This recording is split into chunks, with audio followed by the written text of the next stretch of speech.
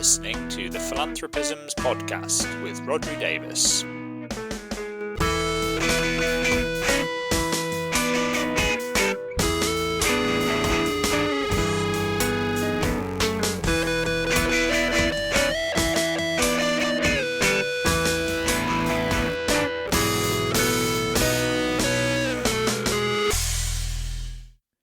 Hello, you're listening to the Philanthropisms podcast. This is the podcast where we try to put philanthropy in context.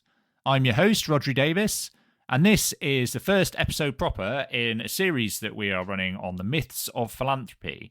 And in this episode, I'm joined by Chiara Cataneo from Elemental, who helped to pull together and curate this series. And we're joined by Lisa Cowan and Dimple Abichandani. So Lisa is currently the director of the Haven Fund in New York City, which is a fund that helps to get money to community groups on the ground that are dealing with issues particularly around immigration and the policies that are being enacted by the current administration in the US. She was previously the vice president of the Robert Sterling Clark Foundation for nearly a decade. She's a founding member of the Trust-Based Philanthropy Project and has written widely on philanthropy. And Dimple Abichandani is a philanthropy advisor and somebody who's been in the world of philanthropy and nonprofits for a long time. She most recently has been the author of a book, New Era of Philanthropy, 10 Practices to Transform Wealth into a More Just and Sustainable Future, which is a really interesting book, which I thoroughly recommend reading. I'll put links in the show notes to places where you can find that. And she's worked widely, as I say, in the nonprofit and philanthropy sector. She was executive director of the General Service Foundation for a long time. She was the founding director of the Rise Together Fund, and she's previously led the Center for Social Justice at the UC Berkeley. I think that's probably supposed to be Berkeley. I sounded very British there, didn't I? UC Berkeley School of Law. So yeah, it was great to be joined by Lisa and Dimple. And the theme that we're discussing, as you'll hear in a moment, is the idea of legacy and to some extent what legacy means and what that means in terms of particularly the kind of timescales that we do philanthropy over. But we also talked much more broadly about the idea of the role of philanthropy, what it means to take a reparative approach to philanthropy, and lots of other things. Since you may have already listened to the introductory episode with Mandy Van Dieven and Chiara Cataneo that kind of accompanies the series, I won't spend ages telling you what to expect in this conversation. We'll go straight into it in a moment, and then I will be back at the end for the usual bit of housekeeping. So let's get on with it, and here's the conversation with Lisa and Dimple.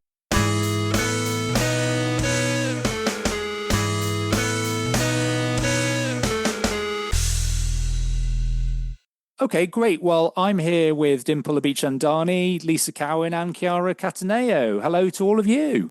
Hello. Hi. Hi. Well, I think we're all at various different times of the day, and it's certainly evening here as we record this, and I think it's probably morning for at least some of you. So thanks very much for joining me from every time zone that you're in. So again, this is another one of the episodes in the Myths of Philanthropy series that I'm working with Chiara and Mandy on, where I know you guys have kind of written a bit, essays about some of the myths of philanthropy that you've been addressing that we're going to talk about today. And we're talking particularly about legacy today. And maybe the best starting point, Chiara, again, if you are happy to kind of say a little bit about what the myths that we're kind of addressing today are and kind of frame everything for us. Yeah, thank you, Rodri. So through the series, we wanted to really highlight some of the deep narratives that are shaping the design and the practice of philanthropy. And we've asked contributors both to shed light on these narratives and also to shed light on what is their experience and what are the ways forward, and how to address the faulty logics that these narratives have consequences on. So we're really turning an eye on philanthropy, whereas usually the gaze is to the outside narratives that philanthropy is contributing to address. So some of the narratives that we addressed were scarcity, manufactured scarcity, individualism, presumed expertise, competition, risk aversion. And today we're very glad to address the narrative around legacy and time. And the core question that we will be exploring is what becomes possible when we reconsider the legacy that brought us here and the one that we want to leave. So this is the framing, the overall framing for this conversation. Great, thanks very much. And yeah, to kick off, I guess one of the things that comes across in both of your essays that you wrote, but I'm sort of particularly maybe as the focus of yours, Dimple, is about the idea that philanthropy can't be about just sort of taking money from places that it has done harm and then doing good by giving a little bit of it away. Actually, we need to think of philanthropy much more as something that is reparative and actually has to be done in a way that kind of addresses those harms at a much more fundamental level. Maybe you could say a bit about the way in which you think we need to reimagine philanthropy. Yeah, well, first, thank you for having me on. I recently put out this book, A New Era of Philanthropy, and the core question I was looking at is kind of what is a philanthropy for these times we live in?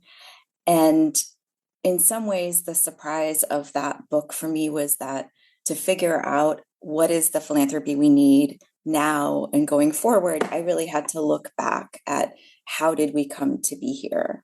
And something that, I think you've written about this, a lot of us have written about this, going back to this kind of core text of the Gospel of Wealth, something that really stands out and was very clear is that modern philanthropy, the kind of purpose at the heart of it was really to kind of justify the accumulation of, unheard of at that time amounts of wealth, right? So, Carnegie saying to his readers, I know this system where a few of us have all the resources and most of you are struggling.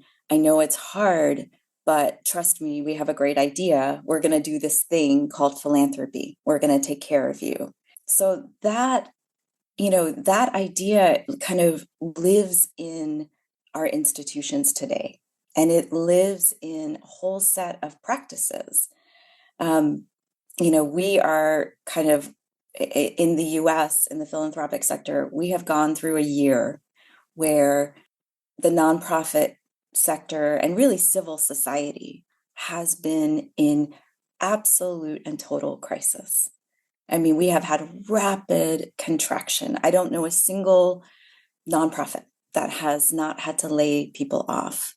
And yet the sector has continued for the most part, the philanthropic sector, to operate with these norms of prioritizing perpetuity and prioritizing its own preservation over that of the sector, the field, our communities.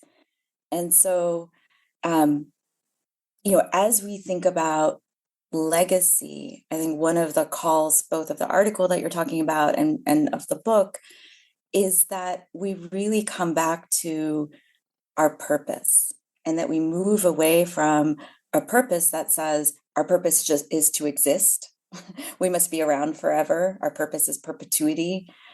Or like Carnegie, our purpose is to kind of hide or mask or gild over the harms that we are causing, right? Those purposes don't serve anybody today other than those with the most power. Instead, we need to really think of our purpose as being moving towards a future where everyone's flourishing and using these resources that we are stewards of, or that we are in some way in relationship with, using these resources to build that future. So that's, to me, we can think of it as repair. I think you talk about it as a reparative thing. I really think of it as sort of reimagining anew what is this infrastructure of philanthropy. Like the purpose that it was built for feels really irrelevant right now. It feels like a fax machine.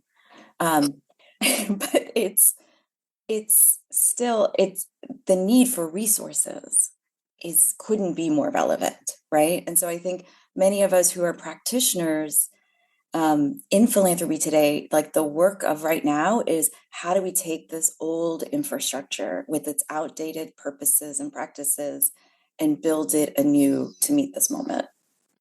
Yeah, absolutely. And Lisa, I'd love to come to you, because I'd be really interested in your thoughts on what Dimple's been saying, but also, so particularly we've mentioned already there the question of sort of timescales and the idea that institutions need to exist, not just over the long term, but in perpetuity, particularly around foundations. I know that's something that you wrote about, and kind of why is that such a problematic idea, and kind of how can we move past that?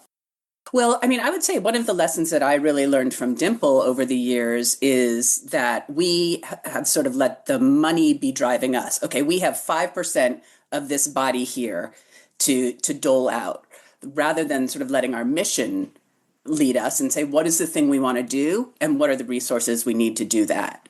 So those are two very different propositions. And if we are really aligned on mission, then I think that speaks to how much we spend, which then speaks to how long are we around for. So that's sort of like one significant part of it. Then the other thing is like, we're all out there operating our own little bespoke institutions without sort of consideration for what anyone else is doing, in a way that we would never fund organizations that were operating the way we do. And so, as we, again, like when we come back to our mission, when we come back to what's the change we're trying to affect, I think if we can do that in coordination, not just with our grant partners, but with the other funders, I think that gives us a lot more data on how much we should be spending it and what's the time period. And if you can do all of that, sort of having released this like preconceived notion that we are here, that our job as a foundation, board, staff, whatever, is to spend 5% in perpetuity. You have such a limited, scope of what you can do. And you mentioned there about sort of being the job of people in foundations, and I guess this touches as well on something I wanted to ask Dimple, which is with a lot of these conversations about sort of the ways in which philanthropy needs to be transformed, it often strikes me that the roles as we understand them within philanthropy, particularly sort of institutionally, and how we judge success and what makes you good at working in a foundation or running a foundation, don't really match up with what we're trying to do. So do we need to kind of understand the purpose of those of us who work in philanthropy in a totally different way? Yes, yeah, absolutely. We do. And I think, what's interesting is I think that people working in philanthropy are aware of that. I've had the privilege over the last few years of being invited in to talk to so many boards, to talk to so many trustees. In some cases, I've talked to boardrooms where every single trustee is there because of their blood connection to the initial holder of wealth, right? And one of the things I talk about in my book is that, in a contemporary, rooted in today definition of effective governance, we have to have proximity to the work, right? And so I've been in these rooms where I am talking to people who, by definition in my book, I'm saying there's something in your model that has to evolve. And instead of meeting resistance, what I have been struck by is almost every time trustees have said to me, it's always felt like something's not quite right about the model, about the role, about the way we envision this work. So what I've come to see, and then I've also seen, after these conversations, I'll hear back. Sometimes it's a week later, sometimes it's 2 months later. I'll hear back, here are the things we are evolving. We're moving towards a mission-aligned spending policy. We're adding community members to our board. And so what that has taught me is that in this sector where we have so much power, that people still need permission. They still need permission to change, even when we see that these roles, these kind of old purposes are very ill-fitting for today. People feel like, and I'm sure Lisa has experienced this too, that, the trustee who thinks that, wait, for me to do my job, I have to go against the staff and say, nope, we can't spend more. We have to hold on for 200 years from now or whatever, right? So people's own sense of what it means to, for example, be a steward. I think these are things that are so ripe for reinvention and reimagining. So, we're here talking about legacy. legacy is not, do you exist in the future? Legacy should really be, in the future, what exists that your resources contributed to, right? What did you today help build in the future that isn't your own reputation, your own name on a building, but that's something that ensures that more people are flourishing. These are all things that I think are ripe for reinvention. I think that there's this sort of just small structural piece too, that if a board primarily thinks of itself as fiscal sponsor, to just open the aperture of what that means, that it's not just about where your money is and where it's going, but it's also about where did it come from. That part of your job is to really understand the history of your money and connect that to the present and future. And I'm really interested in this because I think that idea, because historically there's sort of this idea that the left hand and the right hand is totally separate, and you can make the money in one way and then, actually sort of move to a different building and start thinking about giving it away. And I don't think that logic works anymore. But in practice, what does it look like? Because I've over the last few years sort of talked to lots of institutions, some of whom kind of acknowledge that, but basically think it's enough to acknowledge it. And then obviously there are others who go on a spectrum through to, well, let's name this as a problem, but, we'll do something fairly nominal about it, through to those who fundamentally rethink what they're going to do and sort of seek to make kind of repair harms that they've identified have been done, through the process of wealth creation. How do you see this playing out at the moment in the sector when people do acknowledge that need to understand the where money's come from? Well, maybe I'll just start by saying when I first started working at a private foundation, I started in sort of any initial conversation I had with a prospective grantee or current grantee talking about where the money came from. And I don't think I told the right version of the story. I told this sort of lascivious, funny story about the family's history. But even and I think it really should, what I sort of came to understand is that it's not about the individual so much, it's about the systems that they were working in. A more relevant, if less funny story. But even just doing that sort of subpar version of it up front, so many people said to me, we have never had a foundation talk about where their money came from. That has just not been a part of the conversation. And by doing that, part of what I was trying to do is just say, hey, this is not my money. I'm not doing you a favor here. My job, which is pretty easy compared to your job, is figuring out how to distribute this money. But it's not mine. I'm not doing you a favor. This is my 9 to 5 as that is your 9 to 5. So that even just that much of talking about where it comes from, I think is useful. And then, I think there's a pretty wide range of how you do it. But I think always talking about the systems that allowed you to amass that wealth, and to the extent that you're able to talk about for a living donor or for your investments now, what's it doing now? Let's, if what is happening is that we're funding private prisons in the market and we are funding, abolition over here, I don't know what exposing that is a very confusing message, and it's also true. So I have mixed feelings on this one, I'm going to say. So I do think it's so important that we not perpetuate certain stories about and foundations almost as a habit or as a every foundation has a website where they tell some story about what a great human being the wealth creator was, right? But I have to say, right, in this moment right now, I so deeply want funders to turn their gaze externally, right? So my impulse, this whole, look back and figure out where the wealth came from or talk about it. I just feel like the risk of that is that it's more internal churning. It's a 3-year listening tour where you suspend grant making. Yeah. and that, it's a listening tour with that ultimately at the end doesn't ensure what I want to see, which is that I want all of us almost not to skip that storytelling, because I think it is important, but I want us to all actually come together under a new story right now, which says that this model of warehousing private resources, most of which were probably gained at the expense of communities that, that where people were harmed and so on.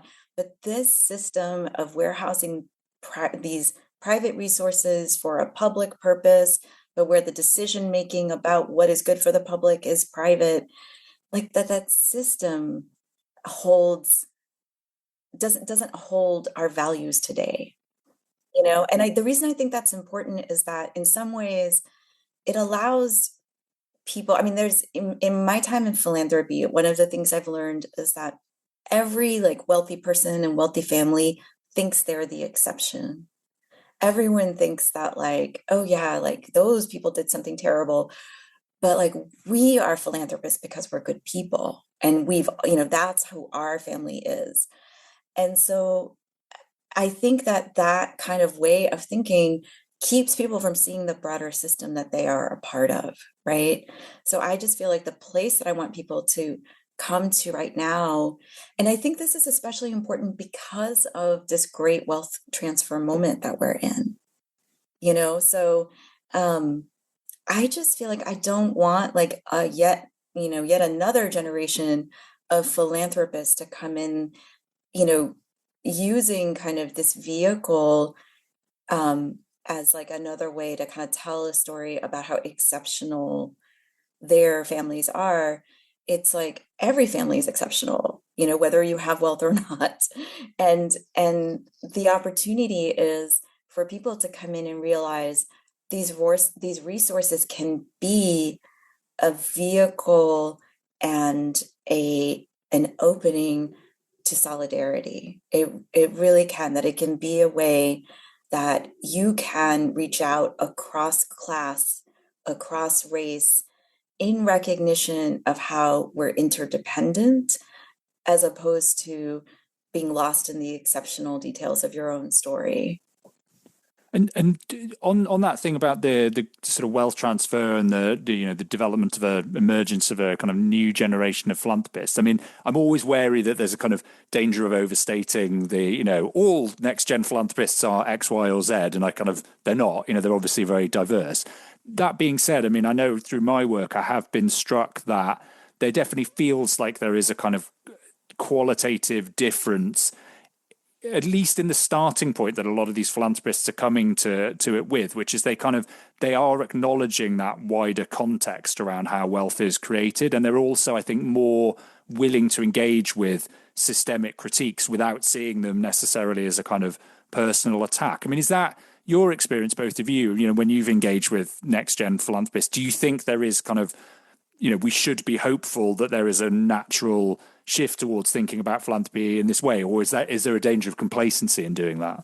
I would just say that I worry that the people who I talk to are only the people who will talk to me. Well, so yeah. A lot of people who I don't hear their stories. Yeah, there is a danger of sort of furiously agreeing with each other, isn't there? But yeah, I will say I've seen both. I have seen a generation of I've seen in this new generation a clearer sense that they're going to be alive in the future that we are moving towards.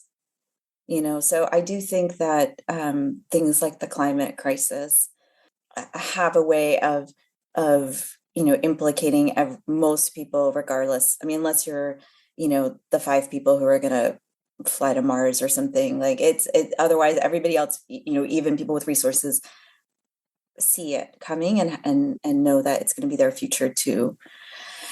And I think that is actually very different than previous generations of philanthropists who felt that regardless of the outcome of their giving, that they were fine. So I think that's a really important difference. But the thing that I've also seen up close is that our core narratives, and this is why I have such deep appreciation for Chiara and for Mandy and the work that they've been doing around narrative change. Even this young generation that understands intimately the challenges that we are globally facing today, the stories that they're getting, the narratives that they're getting about philanthropy as a tool for change those tend to still be the old stories. And so that's why I think, yeah, I think we can't assume that an understanding of the urgency of now translates into an understanding of philanthropy as a transformational tool. And it's also, I mean, maybe this is the same as what you're saying, but it's kind of a stuffy structure, right? It's like all these very polite people in their nice offices in suits, supposedly. And that doesn't feel very contemporary or exciting.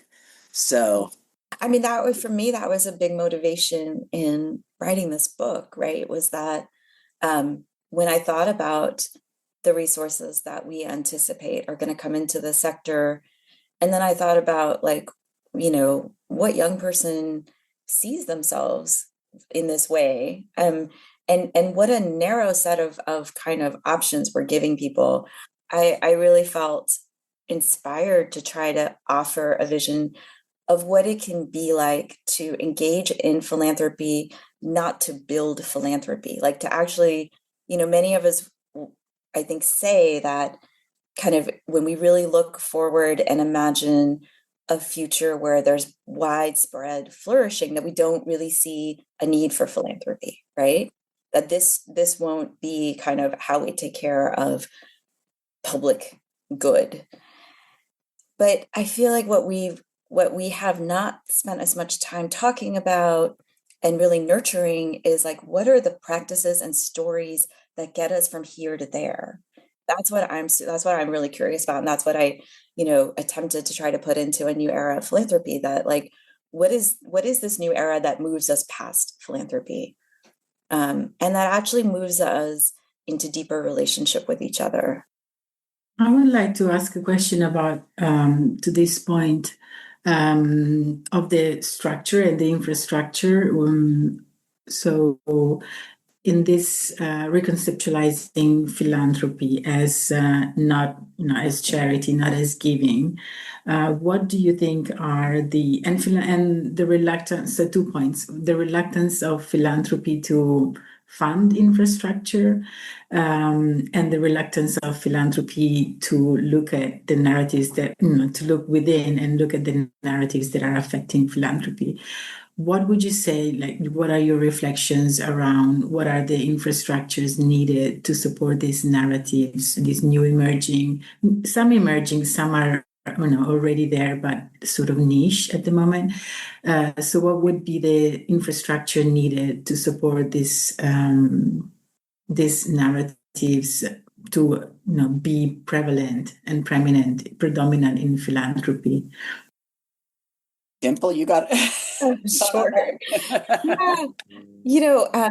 I love your question, because in the second part of the Gospel of Wealth, Carnegie actually sets out his top 7 list of places for funding.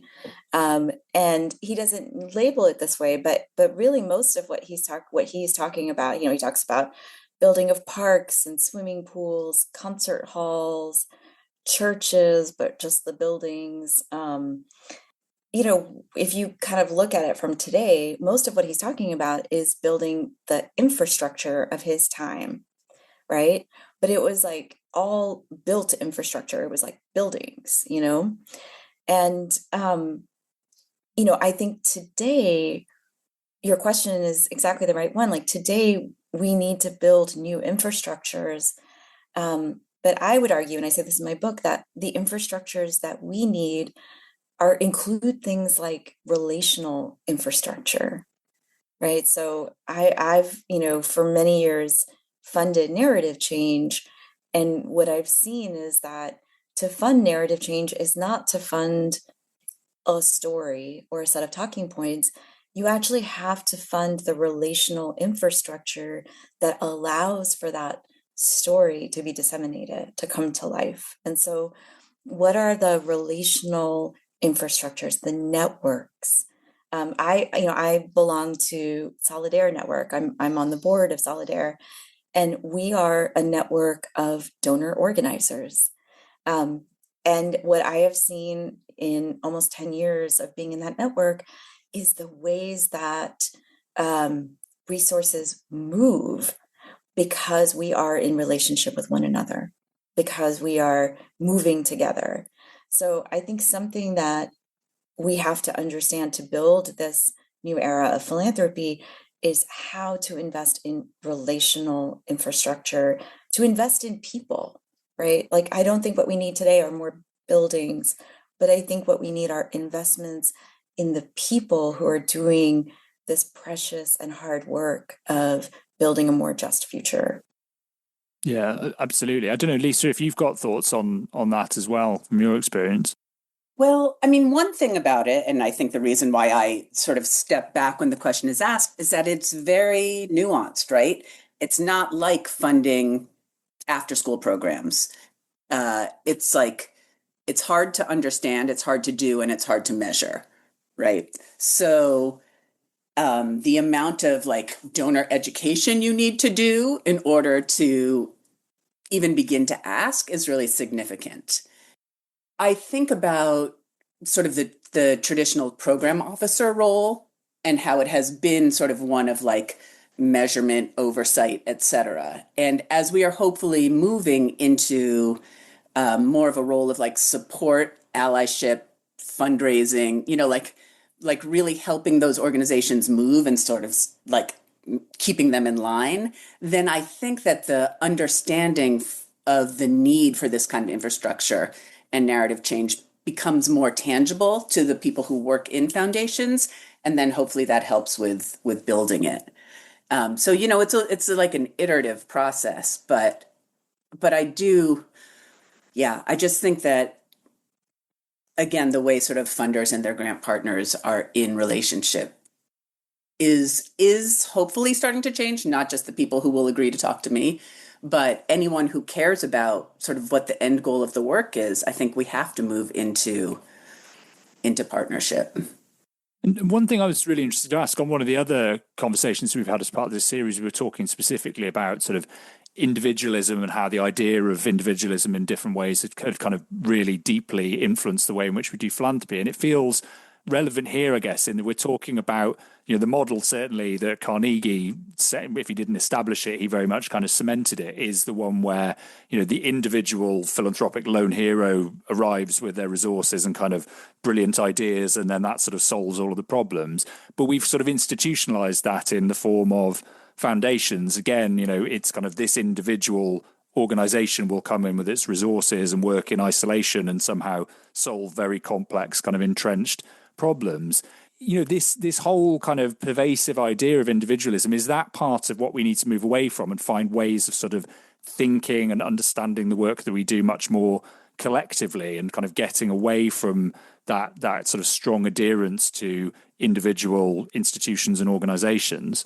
My friend Lourdes Rodriguez, who's the head of the David Rockefeller Fund, said something to me recently that I cannot stop thinking about. And she was talking about funder Sudoku, that like, as we are funding in our line, it's really important to know what is happening in your box and what is happening horizontally as well as vertically. And I just think it's so apt, and it's so often overlooked.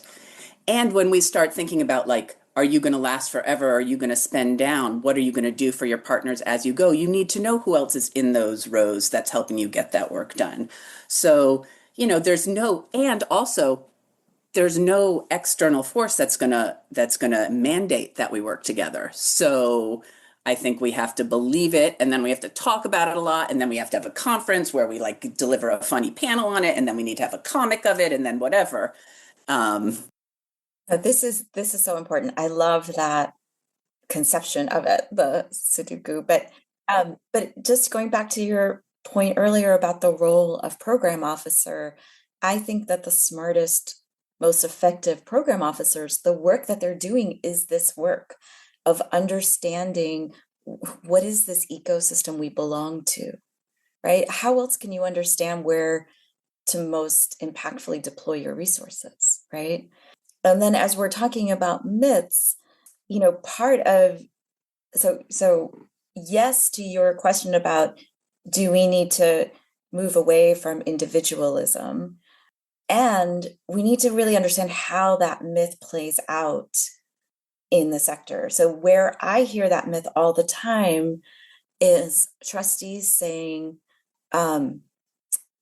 even if we spent more right now, even if we spent everything we have, Dimple, you have to admit we're just a drop in the bucket. And I literally write about that in my book. And I had this experience of being hosted by a very, very large social justice philanthropy. And I was like about to go out on stage to share, thoughts from my book. And the person who was introducing me, we were talking about how their institution was responding to this moment.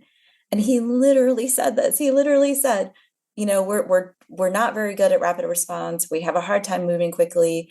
But even if we could do more, you have to admit that it would just be a drop in the bucket. That there is something about that story that goes beyond individualism to really actually, taking away any responsibility for action. And what I have sort of my response to that story and what I've been saying to people is, you aren't just a drop in the bucket, but like you are a drop that is part of a bigger wave, right?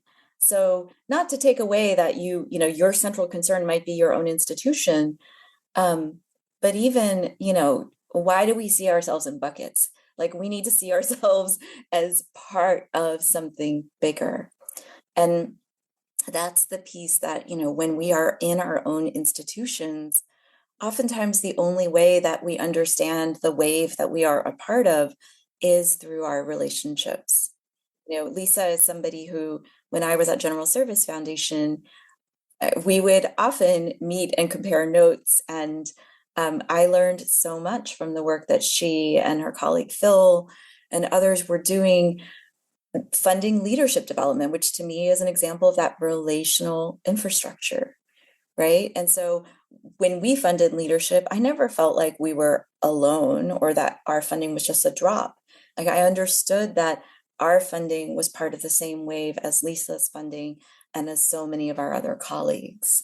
I have I just have this knee-jerk reaction when I hear someone talk about a drop in the bucket. I always go to this Rebecca Solnit quote, which is, the fact that we cannot save everything does not mean we cannot save anything, and everything we can save is worth saving. I just sort of think the drop in the bucket argument is irrelevant. I mean, I obviously get the overwhelm. We all get the overwhelm, but...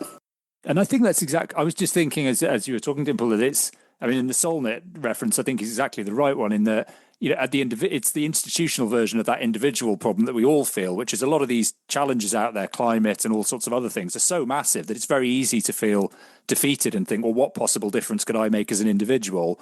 But then as soon as you actually join up with a group of other people who feel similarly, you get the sense that, oh, actually that's the only thing that can ever make a difference. And I suppose it's kind of, how do you make sure you get the equivalent for foundations of them finding all of the other people who sort of similarly care about things. One of the other things I really wanted to ask, we kind of talked, as we're thinking about how philanthropy could change to be more reparative or to kind of have, kind of more radically redistributive function, or however we want to frame it. We talked a bit about how philanthropy as it currently stands might need to change in things like, rethinking the timescales that we do it over. But I also wondered whether actually just thinking about philanthropy as it currently is sort of too limiting, full stop, in that, do we need to look beyond philanthropy and sort of expand our understanding of the toolbox that's available and sort of blur the lines between philanthropy and things like political activity? Actually, is it unhelpful that we draw firm dividing lines around these, and that if we've got the fundamental goal in mind, actually we should be more agnostic about the tools that we're using, and that if the way that we framed philanthropy gets in the way of that, maybe we need to change the way we frame philanthropy?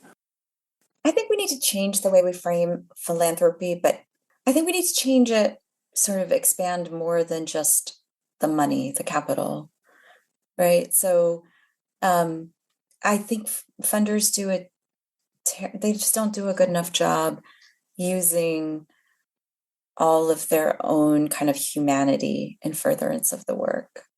And so, yes, maybe we need to do more political giving, but I feel like when I think about my own experience of transformative giving, there's always a relationship in the mix.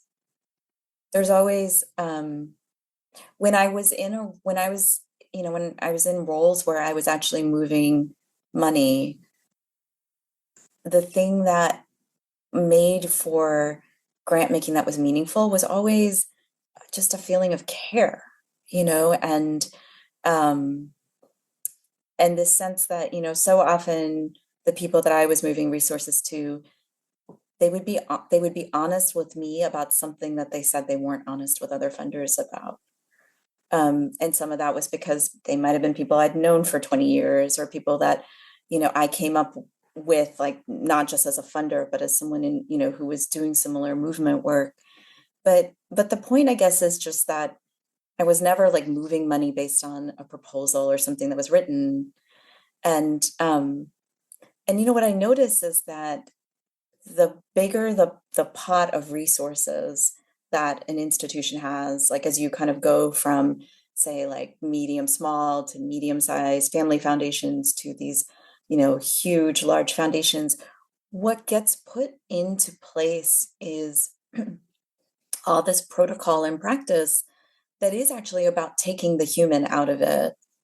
And I think that's part of why, I mean, I've to admit I've not gone deep into it, but I feel like I see all over LinkedIn all this stuff now about how you can use AI to do your philanthropy, or like, and so I think what we forget is what we're doing is so much more than just moving capital, right?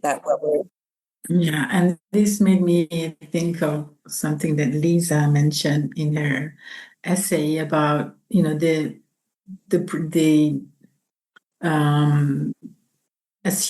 assumption that rich people know best, and so that there is a presumed expertise of rich people to also know what is the best future for all of us, and what the commons should look like, and what is the structure that our society fundamentally should have.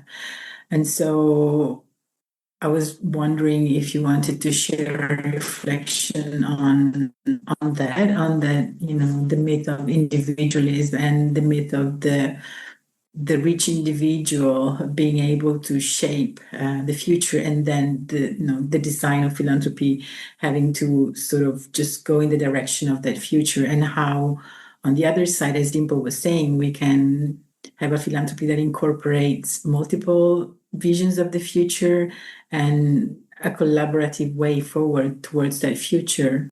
I mean, one of the things I always say is that if I had been a true radical, I would have been a tax lawyer.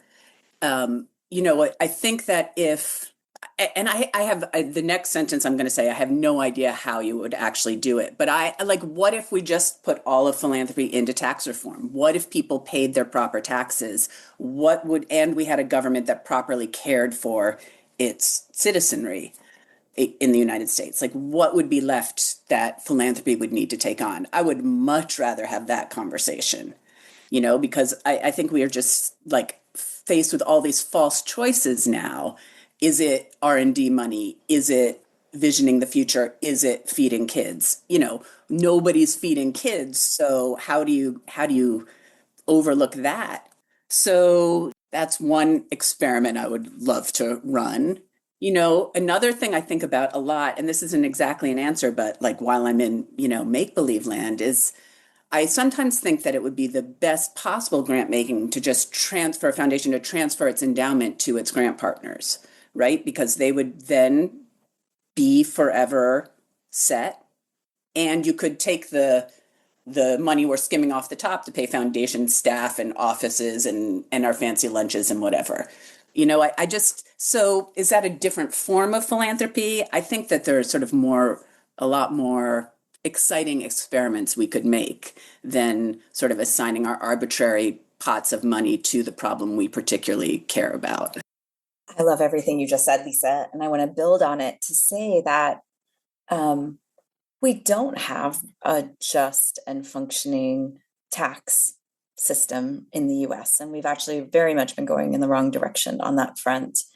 But we absolutely, funders today can deploy resources towards building power in communities who can then advocate for that, right? So it's not where we're not there yet. And yet I think philanthropy can be and must be one of the tools that we use to get to a place where we don't have these false choices. And I'll just share, I had the opportunity to share my book for an audience of Australian funders in Sydney. And during the question and answer session, my favorite question was someone stood up and said, in a context where you have a fair and high functioning tax system, and it ensures that everyone in the society has a base level of being able to live, they have healthcare, they have housing. In that context, then how do you think about the role of private philanthropy? And I just had no words. I was like, must be nice. And so, I came up with an answer. But really what I took from that question was the inspiration for us, those of us who are working in philanthropy, to keep moving towards that as the North Star, right? To never think that these resources can replace a just tax system. And, frankly, in the US, that was really tough this past year, right? As we all faced, and we're still facing like the complete collapse of safety net, the defunding of really all the bare systems of care that we had in place. I think a lot of funders wondered, like, oh, are we supposed to step in? And there's not like a right or wrong answer, but I think the thing we can't forget is that the highest value thing we can do is to fund in ways that move us towards that fair tax system. And I wonder, Chiara, to your question about like sort of rich people and their expertise, if that changes that positionality a little bit. If you're not asking me for food, but for research to drive a better car that we'll all drive.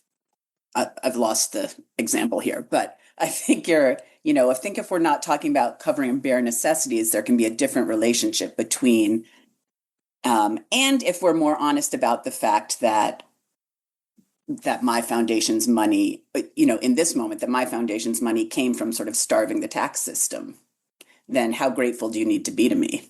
I think one of the most interesting developments of the last few years has been the emergence of philanthropists who kind of acknowledge precisely that and see it as necessary alongside the philanthropy they're still doing to spend part, or in some cases almost all of their time campaigning on taxation, precisely because they're saying there's no way that philanthropy can ever meet the requirements of justice. We need to get to a point where we have a fair level of taxation and redistribution first, and then work out what we do with philanthropy after that. And as you say, I think, it's a thought experiment at the moment, and it probably will be for quite some time, but it's an important one because I think it gives real insights into that question of what we see the role of, the desirable role of philanthropy as being.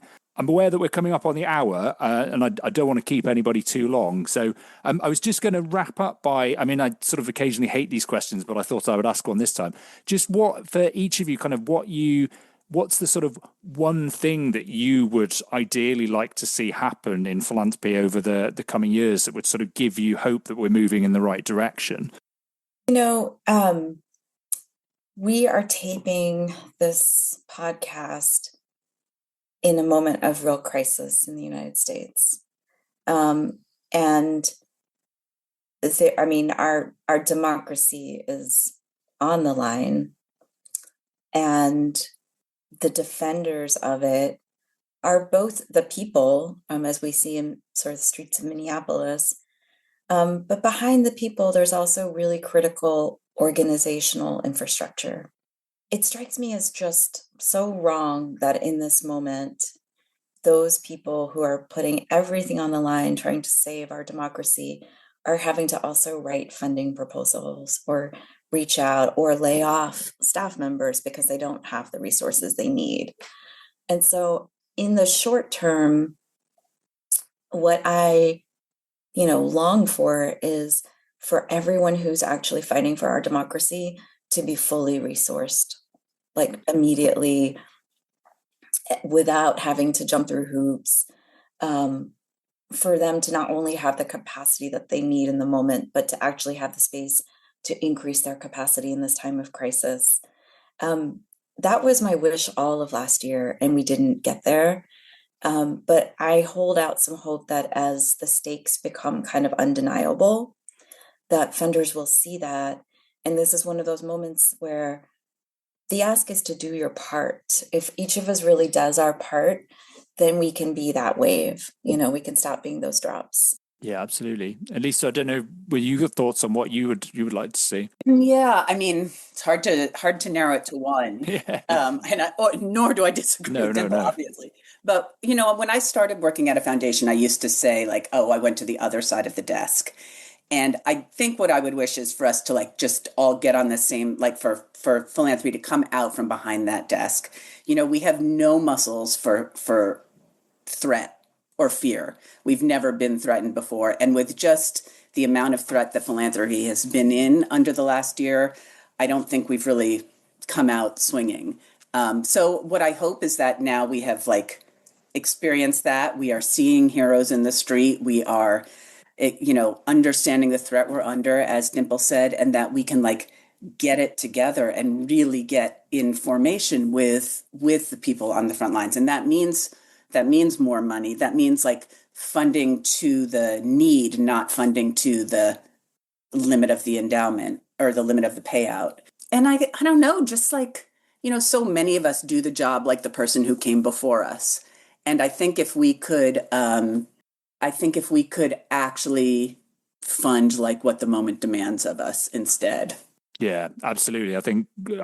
Great thoughts on which to end. Just remains to say thanks ever so much to all of you. Thanks, Lisa. Thanks, Dimple. And thanks, Chiara, for joining me. It's been really fascinating conversation. I wish you all the best in all of your work in the future. And I hope some of the optimism that we've talked about there at the end ends up being justified.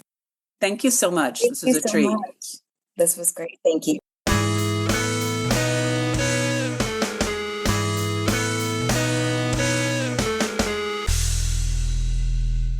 Great. Well, my thanks again to Lisa and to Dimple for coming on the podcast. It was really great to have a chance to talk to both of them. It was a really fascinating conversation. I hope you all enjoyed it. I'll put links in the show notes to places where you can find out more. You can read the original essays that Dimple and Lisa both contributed to the Myths of Philanthropy series. Also, where you can find out about Dimple's book and other things Lisa's written. If you're interested more broadly in issues around philanthropy and civil society, do obviously check out the website at whyphilanthropymatters.com. You can find lots of articles, long reads, shorter sort of guides to issues in philanthropy, all the back episodes of this podcast, and much, much more. If you like the podcast, do leave us a nice review wherever you get your podcasts. And please do give a recommendation if you think there's anyone else that might also enjoy it. And if you've got ideas for topics that I could cover in future, or people I could speak to, or even series just like this one that we could run in the future, do get in touch. You can find my contact details on the website. Other than that, just remains to say thanks ever so much for listening, and I will see you next time. Bye!